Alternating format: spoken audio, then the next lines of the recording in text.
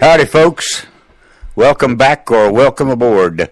You are listening to the weekly edition of the Doc Owen Show. We are extremely proud that you decided to join us. If you do not have a pencil and piece of paper handy, best get it. Tonight is going to be a good show for you to take some notes about, because we're going to hand out like some directions, some things you can do, some places you can go on the internet and do a little bit of homework and, you know, maybe get a different perspective on some things that are going on.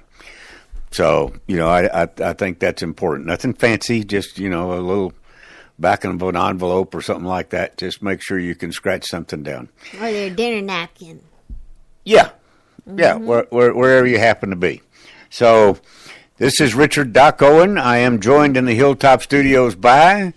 I'm a Surefire. And... and that's it. That's it. Uncle Hibachi is on the sabbatical. Yeah. So he decided to take a break. And it kind of goes with the title of tonight's show, which is something about a ship being upright. What exactly does it say? Yeah. You can see it. I can't. The ship is moving back to upright. Okay. Mm-hmm. All right.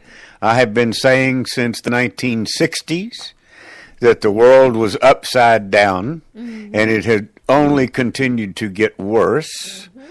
But I think there are some things going on that indicate to me that it might be reversing course and coming back to more of an upright position. So we will talk about those things tonight. We are all over the social media as Doc Owen Show, DOCOWENSHOW. We have a blog that Uncle Bocce put a couple of really good posts on this past week. So if you're not following the blog, you really should. It is docowenshow.com, and the blog will soon have a little store attached to it. We're going to start promoting a concept we call being a prepared, practical patriot, and start to put information out there about products and services and people and places that we've run across in the 6 years that we've been broadcasting. And we're going to start to, kind of promote their business a little bit. So stay tuned for that. You'll be able to go to docowenshow.com and buy everything except Shiner box. So, but all the rest of the staples you should be able to get your hands on, and from patriotic vendors. That's the whole idea. Yep. It's kind of hard just to go into the store. Here's one of the first notes that you probably ought to take.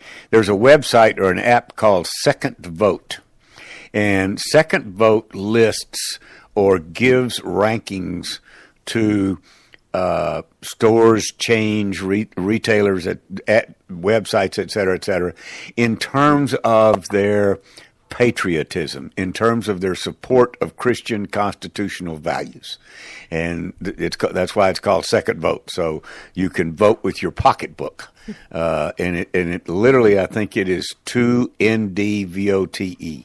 I've downloaded the app, and I check it every once in a while if I'm thinking about doing business with a new vendor or something like that, just to see, what they're made of, to make sure that my hard-earned money, our hard-earned money, is being spent with the right folks. That's true. So we don't want to undermine our effort. Mm-hmm. We always, and we got a free app for both the Apple and the Android device. You can go to your respective store, just do a search on DOCOWENSHOW, and poof, it'll pop up. You can download it. It is no charge. It'll give you access to the live broadcast as well as our almost 6 years worth of, the vaults out there of all the things that we've covered and gone over. Our treasure chest of podcasts. Treasure trove of podcasts, yes. Absolutely. Mm-hmm. Well, okay, so what am I leaving out? I feel like I'm leaving out something. So you can get us all over social media. All you got to do is go to that Google bar and just type Doc Owen Show, and there's a good jillion things that come up. Yes, that's right. I'm not sure whether that's a good thing or not. So, all right. We begin our show after those self-serving announcements in a very traditional manner, and that we're going to leave a piece of that out because I didn't get to do this day in history to cover for Uncle Bocce, which I usually do. So we will have Ms. Surefire deliver us an inspirational quote, and I will give us a leadership quote. So, Ms. Surefire, take it away. And tonight's quote comes from a site that I have used before, and it kind of interests me again today. It's called motivationping.com. That's motivation ping, like ping pong, PING.com. Okay. And tonight's quote comes from somebody that I hadn't heard of, but I'm sure a lot of bicycle enthusiasts probably will recognize. His name is Jamie Paolanetti. Easy for you to say. I don't even know if I said it right. The Jamie sounded good. Okay. Okay. Yeah, and he is an American professional bicycle racer. Okay. So he's a competitor to Lance Armstrong. Could be. Okay, go ahead. Yeah, and his quote is, "Limitations live only in our minds. But if we use our imaginations, our possibilities become limitless." There you go. There you go. And I got something, well, not officially today in history, but it would be the date tomorrow. Okay, the 18th. Yes. That would have been my grandmother's birthday. Nice. My mom's mom. January 18th. 18th. But she was born in 1911 and she died in 1999. Wow. Woo! Yep. Good life. Yes, Well, that's she did. cool. Happy birthday posthumously, Grandma. Our leadership quote tonight comes from my God Bless America book given to me by one of our listeners. And it actually has an awful lot to do. We're going to hear from this gentleman during the show. And we're going to talk about some things that he warned us about.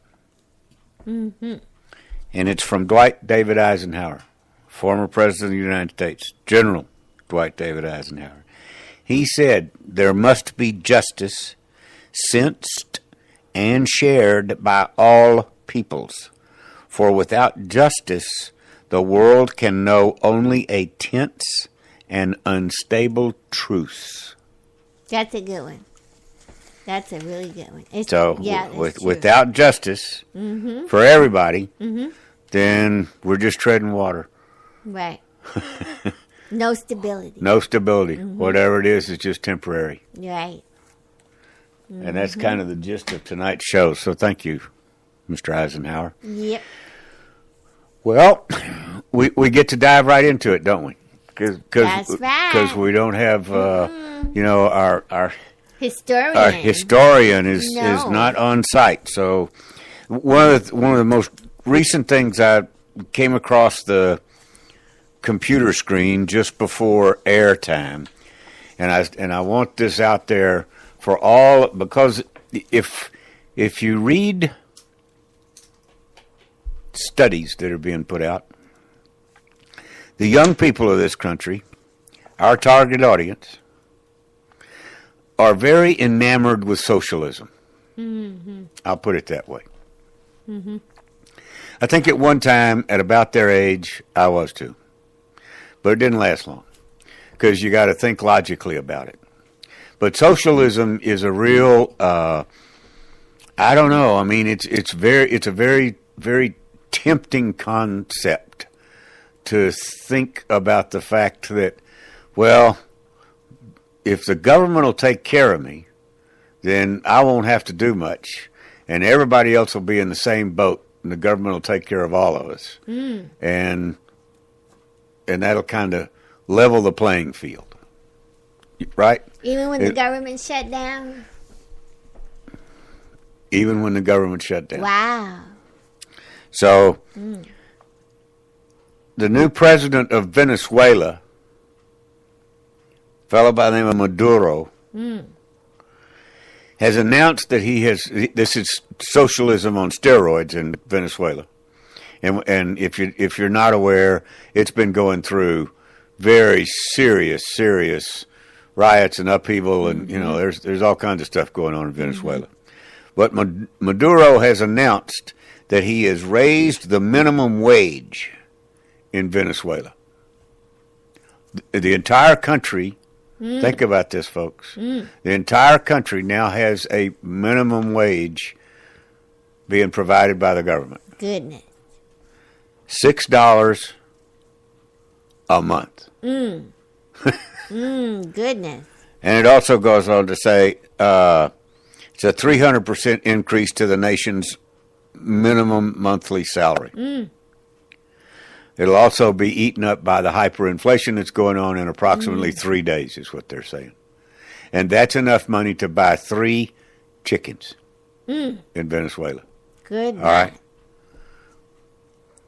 So I want my young friends that think socialism is a good idea, ask yourself if you can live on 3 chickens a month. Just break it. Just break it down. That's it. You got no cell phone, anything. no Oh internet. hell no. Don't even have toilet paper. And by the way, you're gonna have to catch your own chickens. Oh shoot! It doesn't work, folks. I mean, there's no HEB there with the cut up chicken. And You need to listen to our Thanksgiving special and understand that the United States of America, before it was the United States of America, when the Pilgrims first landed over here, they had a socialist form of government. They were run as a communist environment, and they found out it didn't work. They were all starving, and there, a few people were doing all the work, and everybody. It didn't work. Go back and check out our Thanksgiving show, and early on, 1400s over here. We tried it and it didn't work. It doesn't work. So, I also got a blast this week. We have a friend of the show, and a good friend of the show, and she's a friend of everybody that's a listener if you're smart. It's a lady by the name of Publius Hulda. And you can find Publius Hulda's blog. It's PUBLIUSHULDAH. Publius Hulda. And that's something else you need to put on your notepad. You need to sign up for her blog. Publius Hulda is absolutely the world's foremost authority on the original wording and intent of the United States Constitution. All right? She's not an interpreter. She's not somebody that says, she breaks it down word for word and what the meaning of the word was at the time that it was written, which is very important to understand the original intent of the Constitution. She put out a blog this week, and the title of a blog post, and the title of it was Yes! Trump has constitutional authority to secure our southern border. And then she breaks it down and talking about migration, which is what they called it back in the day. It's now called immigration, in the context of the hordes of aliens storming through our southern border. The Constitution says, Article 1, Chapter 9, Clause 1, delegates power over migration to Congress, or delegates the power over migration to Congress. So Congress is to make the immigration laws, and the president, as chief executive, is to put Congress laws into effect. Okay? Article 4, Chapter 4, requires the United States to protect each of the states against invasion. Okay? Article 1, Chapter 8, Clause 15.16, authorize the calling up of the militia for 3 purposes. The militia has morphed, is now called the National Guard. Okay? We don't have, back in the day, the militia was every able-bodied man, period. Now it's the National Guard, so you got to volunteer for it. We don't really have a true militia. You can call it up for 3 purposes: to execute the laws of the Union, to suppress insurrections and repel invasions. So it's one of the enumerated uses of the National Guard. Article 2, Chapter 3 authorizes the President to recommend to Congress such measures as he deems necessary and expedient to convene Congress on extraordinary occasions, and requires him to take care that the laws be faithfully executed, and that includes immigration laws. So, and then she's got a couple more. But the main thing is, if you'd read the blog, read the entire post, there is absolutely no question about President Trump's constitutional, not just authority, but responsibility to do something at the southern border. Okay? And we'll talk about that a bit as it plays into the theme of the overall show. If you are you aware that Queen Pelosi wrote one of her subjects a letter? That subject in her mind would be President Trump. That she and actually the first time I read it, I read it as a veiled threat to President Trump. That because of the government shutdown, the security for the State of the Union address would not be up to par. And so she felt it very not a good idea for him to do his State of the Union address, which is scheduled, I think, for the 28th of January. Okay? Because of the government shutdown. And of course, the head of the Department of Homeland Security and the head of the FBI and the head of the people that are Secret Service and all that jazz, all this went up in a Twitter storm, as it's called. Yeah. She's just full of nonsense. They've been planning for this event for months, and the government shutdown is having absolutely no impact on their ability to secure the area. All right, and it's called a highly secure event because you've got in the same building at the same time the President of the United States, the Vice President of the United States, the entire Senate, the entire House, and the entire Supreme Court. All right, so everybody's there. So if it's not on lockdown and secure, go home. Go home. Somebody could really wipe out our government, but that's not going to happen. Well, Trump did not respond immediately, and I don't think he has answered her about that. The interesting point that's been brought out all across the internet ever since she wrote the letter is the fact that up until I'm having to go from memory here.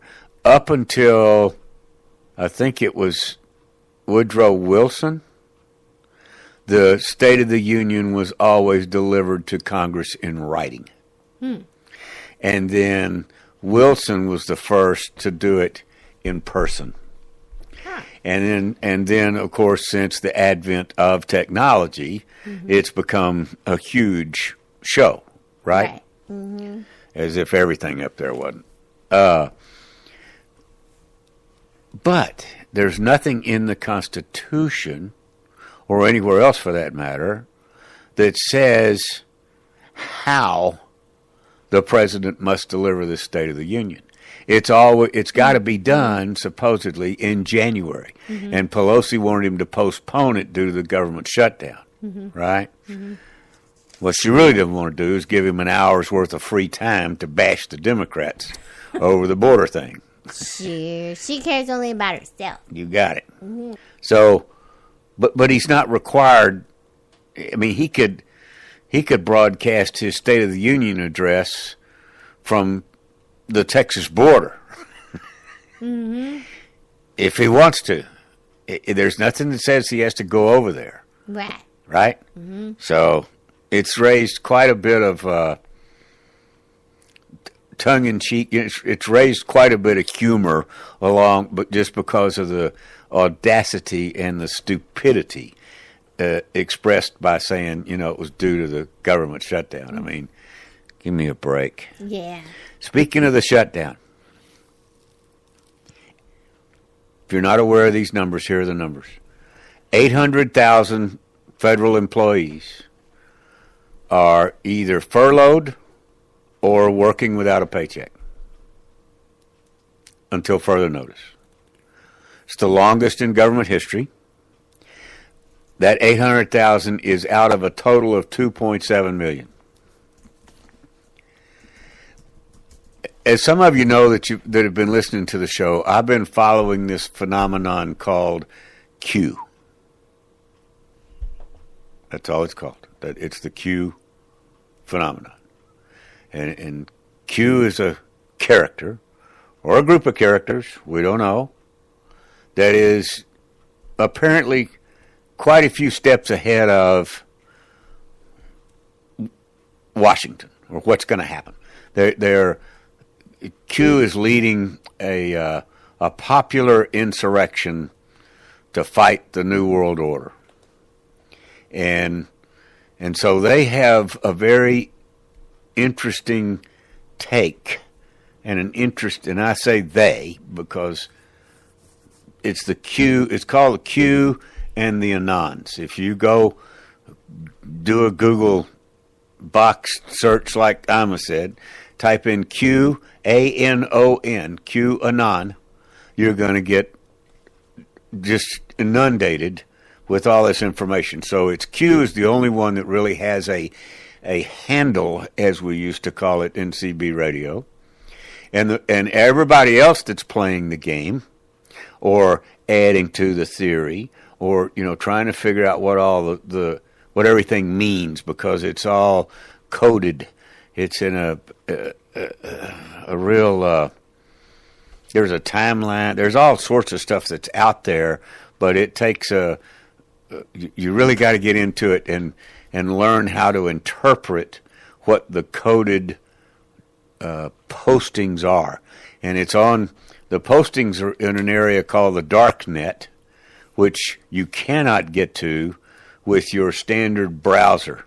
You can't get to the dark net with Chrome or Firefox or Internet Explorer or any of the others. You got to download a specific browser. There's one out there called Tor, T-O-R. You can download the Tor browser, and Tor properly reads what is called the dark net, which is the other side of the internet. All right? I mean, it's interesting. Huh. And very, very challenging. It'll challenge your perception of the world. And I'm going to tell you a story in just a minute. So Q is this phenomenon, this character that is leading the charge, or leading the idea of what you think is going on is really not what's going on. And it started before Trump was elected. It started when Trump announced he was going to run for office. Okay? I'll just give you some very quick background. As you should know, Trump and the nationalist movement, people who support the Make America Great Again, the nationalist movement, which Trump is the head of and kind of the catalyst for making it what it used to be, is up against a thing called the deep state, or a cabal, or the New World Order. All of these reference the same thing. Okay?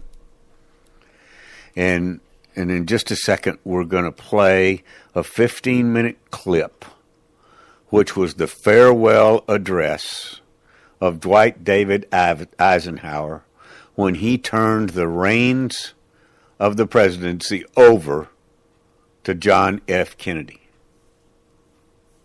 Okay? I think that's right. Yes, I know it's right. Yes, ma'am.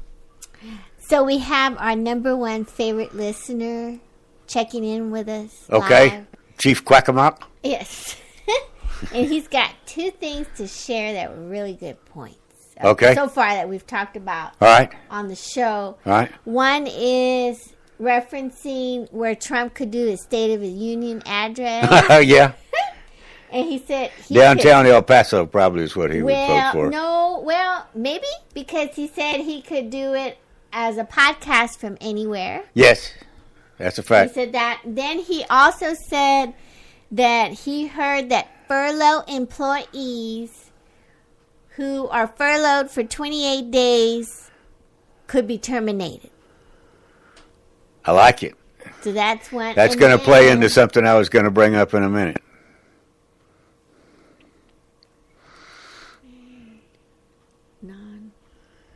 Oh, and he also saw... Tell him to type louder.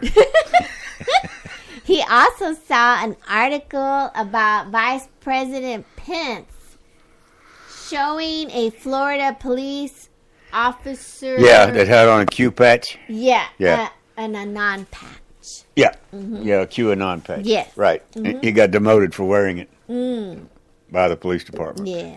Okay. And that's all he has to share Thanks, with Chief. us so far. Now I got to figure out where I was in my notes. All right. So we were talking about the shutdown.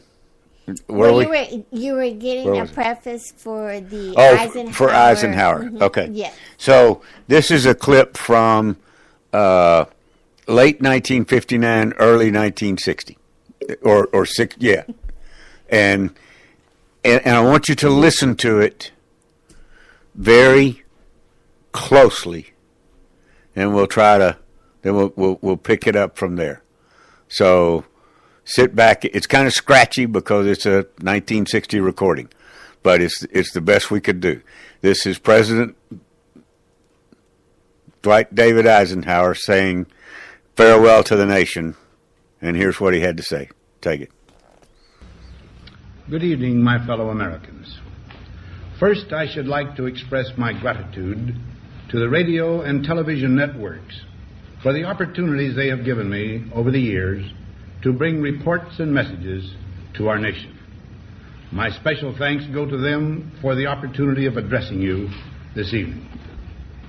3 days from now, after half a century in the service of our country, I shall lay down the responsibilities of office as, in traditional and solemn ceremony, the authority of the presidency is vested in my successor. This evening, I come to you with a message of leave-taking and farewell, and to share a few final thoughts with you, my countrymen. Like every other citizen, I wish the new president and all who will labor with him Godspeed. I pray that the coming years will be blessed with peace and prosperity for all. Our people expect their president and the Congress to find essential agreement on issues of great moment, the wise resolution of which will better shape the future of the nation. My own relations with the Congress, which began on a remote and tenuous basis when, long ago, a member of the Senate appointed me to West Point, have since ranged to the intimate during the war and immediate post-war period, and finally to the mutually interdependent during these past 8 years. In this final relationship, the Congress and the administration have, on most vital issues, cooperated well to serve the nation good rather than mere partisanship, and so have assured that the business of the nation should go forward. So my official relationship with the Congress ends in a feeling, on my part, of gratitude that we have been able to do so much together. We now stand 10 years past the midpoint of a century that has witnessed 4 major wars among great nations. 3 of these involved our own country. Despite these holocausts, America is today the strongest, the most influential, and most productive nation in the world. Understandably proud of this preeminence, we yet realize that America's leadership and prestige depend not merely upon our unmatched material progress, riches, and military strength, but on how we use our power in the interest of world peace and human betterment. Throughout America's adventure in free government, our basic purposes have been to keep the peace, to foster progress in human achievement, and to enhance liberty, dignity, and integrity among peoples and among nations. To strive for less would be unworthy of a free and religious people. Any failure traceable to arrogance or our lack of comprehension or readiness to sacrifice would inflict upon us grievous hurt, both at home and abroad. Progress toward these noble goals is persistently threatened by the conflict now engulfing the world. It commands our whole attention, absorbs our very beings. We face a hostile ideology, global in scope, atheistic in character, ruthless in purpose, and insidious in method. Unhappily, the danger it poses promises to be of indefinite duration.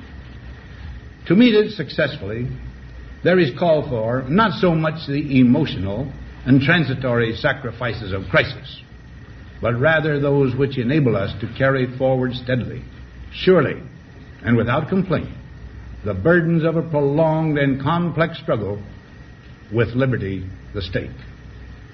Only thus shall we remain, despite every provocation, on our charted course toward permanent peace and human betterment. Crises there will continue to be. In meeting them, whether foreign or domestic, great or small, there is a recurring temptation to feel that some spectacular and costly action could become the miraculous solution to all current difficulties. A huge increase in newer elements of our defenses, development of unrealistic programs to cure every ill in agriculture, a dramatic expansion in basic and applied research. These and many other possibilities, each possibly promising in itself, may be suggested as the only way to the road we wish to travel. But each proposal must be weighed in the light of a broader consideration, the need to maintain balance in and among national programs. Balance between the private and the public economy. Balance between the cost and hoped-for advantages. Balance between the clearly necessary and the comfortably desirable. Balance between our essential requirements as a nation and the duties imposed by the nation upon the individual.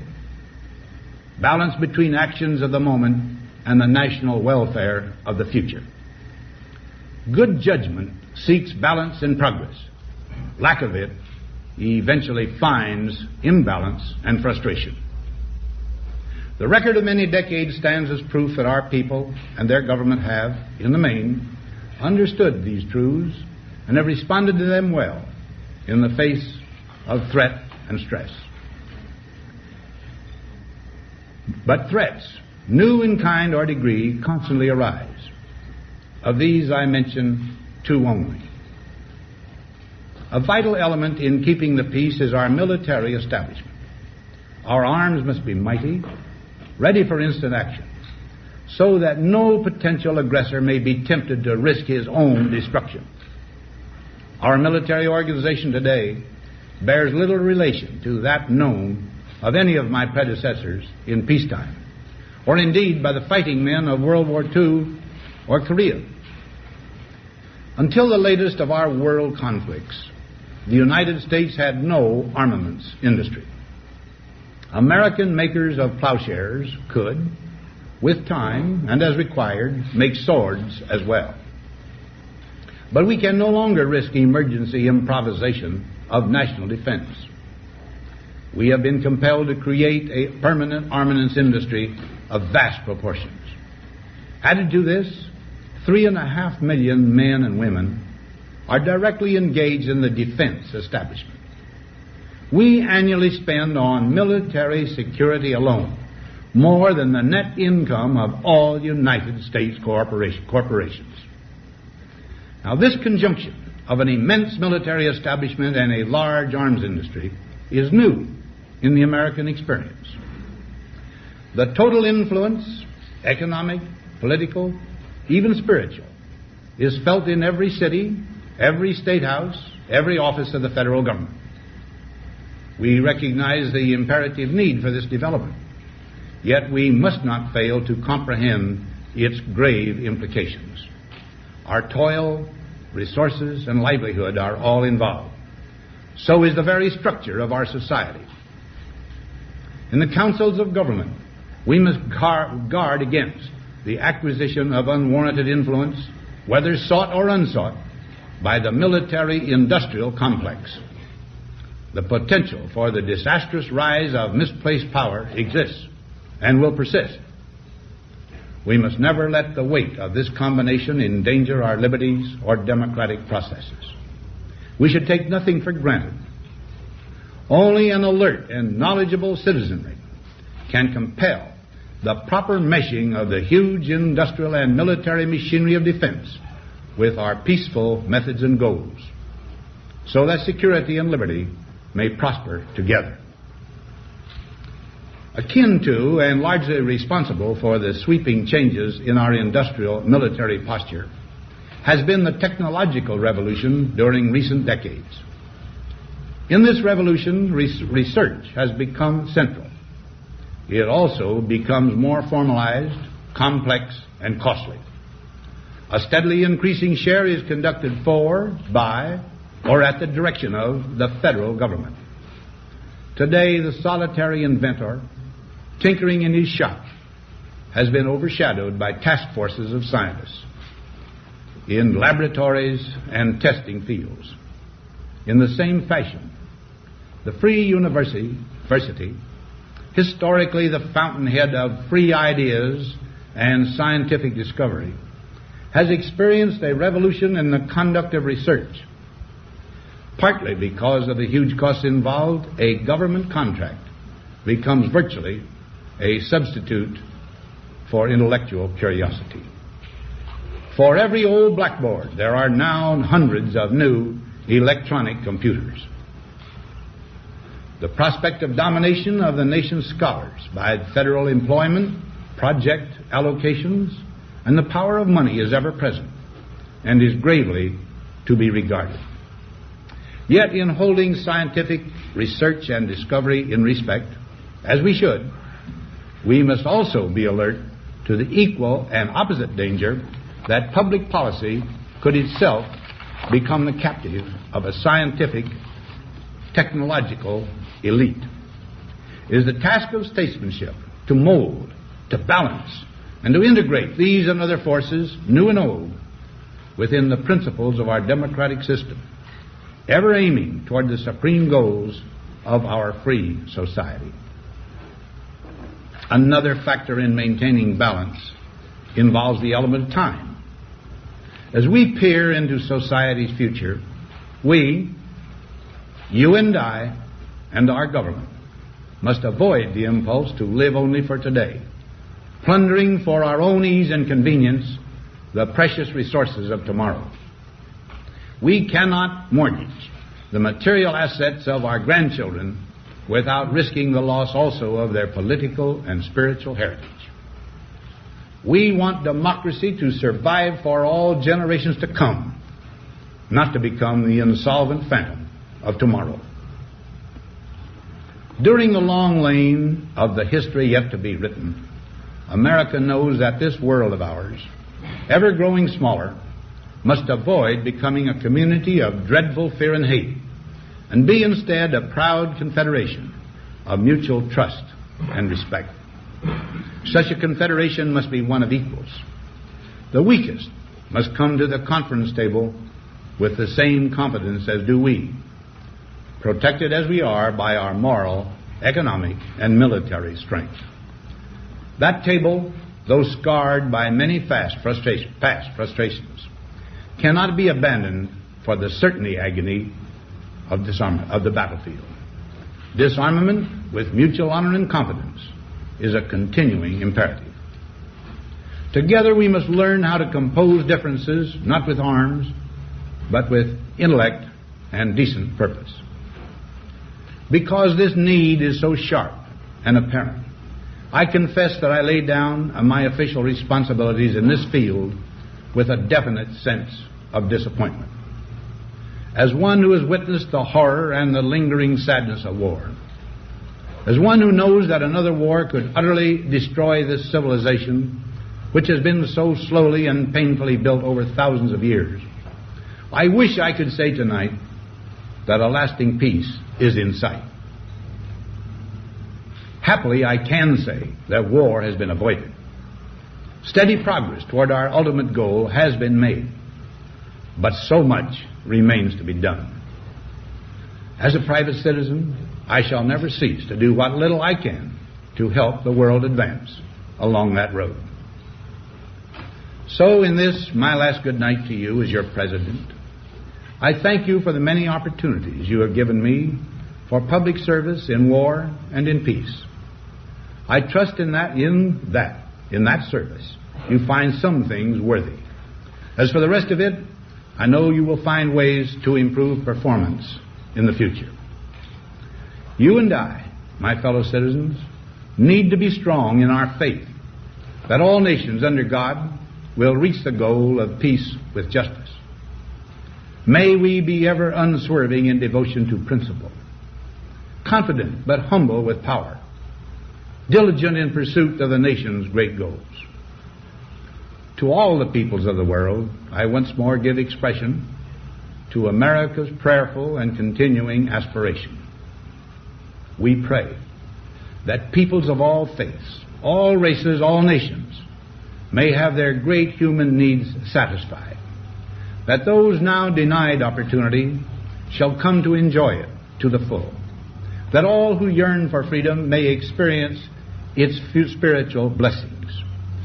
Those who have freedom will understand also its heavy responsibility, that all who are insensitive to the needs of others will learn charity, and that the scourges of poverty, disease, and ignorance will be made disappear from the earth, and that in the goodness of time all peoples will come to live together in a peace guaranteed by the binding force of mutual respect and love. Now, on Friday noon, I am to become a private citizen. I am proud to do so. I look forward to it. Thank you, and good night. From the White House. I hope you had the opportunity to digest an awful lot of what he was saying. And then go back and, do some homework on the message delivered by his successor, at least for the length of time that he was in office, John F. Kennedy. That is where the war between liberty-loving, constitutional, Christian, patriotic Americans and the deep state began. It was already there. It was under the surface. President Eisenhower referred to it as the vast military-industrial complex. He warned us of their strength and of their desire to have more power and control. And that culminated in the JFK Sr., John F. Kennedy, was going down the path of calling the Federal Reserve into line, questioning an awful lot of things that were going on within the military-industrial complex that he felt were not in the best interest of the American citizen, is just the best way of putting it. And then I wanted to tell you that you need to write this down. I brought it up a couple of times. There's a thing out there called the QMAP qmap.pub. So it's qmap.pub. And on that, you can see all of Q's posts. And then you can also click a button on qmap.pub. And when I say post, they're called drops, and actually they're tweets. Or, they come out of, they're on a thing called 8chan, which is 8, the number 8, ch.net. It stands for 8channel, and it's way out there. It's not something that you really want to go surfing around on. I don't think. It's strange. But if you go to qmap.pub, they pull it all into a user-friendly sort of a montage of a page. But that'll get you started on what I am talking about and why I played that thing from Eisenhower. And we will probably follow this line of thought for a show or two, simply because I think it is playing out right in front of us, and we don't really know what we're watching. And that's what I meant about the ship is going upright. This is one of those. I'll try to give you a very condensed version. There once was a young man, I don't know, 14, 15, 16 years old, that wanted to go into politics and thought that his best channel to get there was, as you just heard, Dwight Eisenhower was a graduate of West Point. There were Jimmy Carter was a graduate of the Naval Academy. At that time in the 50s and 60s, the best and most obvious place to learn leadership appeared to be one of the military academies. So this young guy wanted to go into politics. He wanted to be a leader. He wanted to contribute to the country, and it had a very patriotic heart in terms of why he wanted to go do that. And so he decided on the Naval Academy and worked very hard to get there. Got there right out of high school, and the summer after he went, Vietnam started. Actually, in the fall of his first year, JFK got shot in Dallas, Texas. And then that following summer is when Vietnam started up and carried on from there. Those two events completely wiped out this young guy's impression of what was real, and he had to start all over again, because what he did know was that what was being put into the paper and into the media, and I'm talking in 1963, 64, 65, that what was being put out there was absolutely not the truth. It was what Trump calls fake news. It was a story that they wanted to tell. They being, at the time, called the military-industrial complex. And in today's world, they're called the cabal or the deep state or the New World Order. This has been a 60-year movement that Trump is now the head of a countermeasure, as it's called in the military, a counter movement to try to right this ship called the United States of America. And QAnon and all of the Anons, which are millions, literally millions of people on the internet, are involved in this movement and following this movement. And they are 2, 3, 4, 5 steps ahead of what you eventually see in the mainstream media. And you might see it in the media, but it's presented to you in a different fashion. And so I would urge you to at least start blowing the dust off of some of this information to help you understand a little bit more of what's going on around us. For instance, the government shutdown. It's not about the border wall. It's about turning the ship upright and doing it in such a fashion that it doesn't create havoc and civil war in the streets.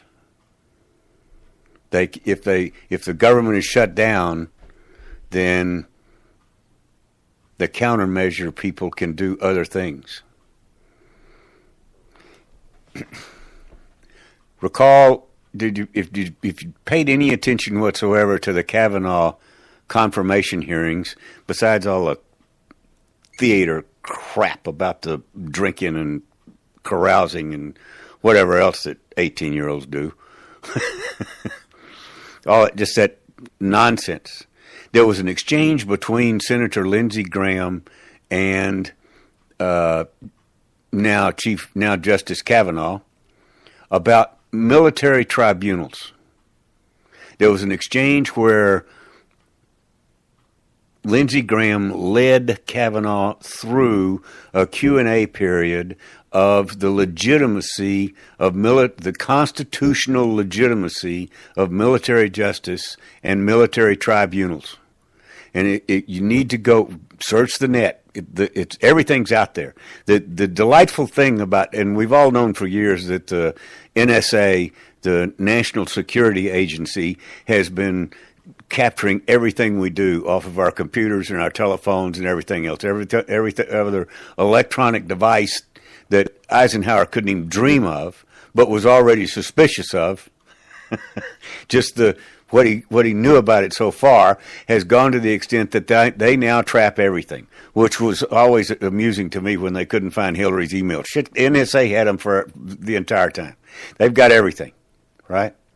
Well, the fun part about them having everything is they also have everything on the bad guys. And so now there's some good people, apparently, somewhere inside the NSA network that are using that data and bringing out the bad stuff that has been done and the bad connections that exist out there and turning it against the New World Order.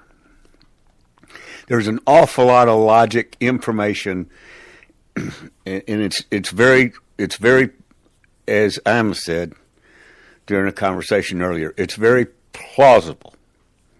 And the fact that it's plausible means that you need to pay attention to it. You need to compute that and compare it to what you think the world is. I can assure you what they are telling you the world is not what it is. Mm-hmm. Neither side. That's true. And that's been that way since that young guy, since they shot JFK and started Vietnam. And probably before, but that's just when a friend of mine started to notice it.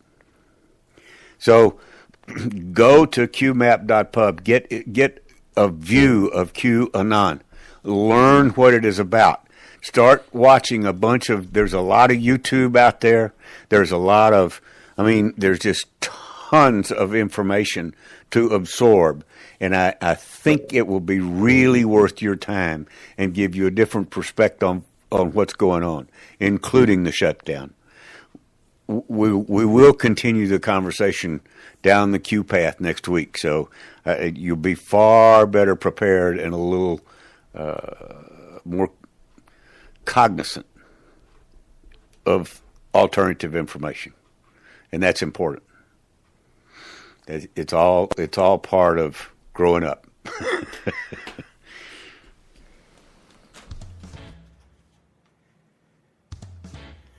Ruh-roh. Time to go. You have been listening to the Doc Owen Show. Thank you so much for having us. We really appreciate it. Now go out there this week and take care, pay attention, and God bless. Bye-bye, folks. God bless.